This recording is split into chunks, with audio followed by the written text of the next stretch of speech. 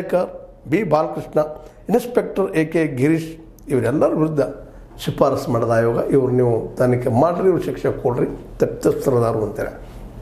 ಅಂದ್ರೆ ಸಂಘಟಕರು ಜೊತೆಗೆ ಪೊಲೀಸರು ಎಲ್ಲರೂ ಶಾಮೀಲಾಗಿದ್ದಾರೆ, ಒಬ್ಬರ ಅಂತ ಅಲ್ಲ ಅನ್ನುವಂಥ ರಿಪೋರ್ಟ್ನ ಕೊಟ್ಟಿದ್ದಾರೆ. ಇದರಲ್ಲಿ ರಾಜಕೀಯ ಜನರ ಹೆಸರನ್ನು ಹಾಕಿಲ್ಲ ಅನ್ನೋದು ನಾವು ಗಮನಿಸಬೇಕಾಗ್ಯದ. ಯಾಕೆ ಹಾಕಲಿಲ್ಲ, ಅವರಿಲ್ಲೋ ಅದಾದ್ರು ಬೇರೆ ಮಾತು. ಮತ್ತು ಮೇಲಾಗೆ ರಾಜಕೀಯ ಜನ ವಿಶೇಷವಾಗಿ ಏನು ನಮ್ಮ ವಿಧಾನಸೌಧದಲ್ಲಿ ಹೆಚ್ಚು ಕಂಡು ಬಂದಿದ್ದು ನಾವು ನೋಡಿದ್ವಿ. ಬಟ್ ಇಲ್ಲೇ ಈ ಒಂದು ಸ್ಟೇಡಿಯಂದಲ್ಲೇ ಇವೆಲ್ಲ ಜನ ಇದ್ದರು, ಇವ್ರನ್ನ ತಲೀಲಿಕ್ಕೆ ಸಾಧ್ಯ ಇತ್ತು ಅನ್ನೋದು ಅತ್ಯಂತ ಪ್ರಮುಖವಾದ ಶಿಫಾರಸ್ಸು ಅವ್ರದ್ದು. ಅದರಲ್ಲೂ ಈ 11 ಮಂದಿ ಸಾವಿಗೆ ಕಾರಣರು ಇವರೆಲ್ಲ ಅಂತೇಳಿ ಹೈಕೋರ್ಟ್ ನಿವೃತ್ತ ನ್ಯಾಯಮೂರ್ತಿ ಜಾನ್ ಮೈಕಲ್ ಕುನಾ ಅವರ ಎಕ್ಸ್ಪರ್ಟ್ ಇದು ಗುರುತು ಮಾಡಿ ಇವರು ಶಿಕ್ಷೆ ಆಗಲಿ ಅಂತ ಎಲ್ಲ ಆಯಿತು, ಸರಿ ಆಯಿತು. ಇಷ್ಟು ಮಂದಿನೆಲ್ಲ ಗುರುತ ಮಾಡಿ ಇವರು ತಪ್ಪಿತಸ್ಥರು ಅಂತ ಹೇಳಿದರು.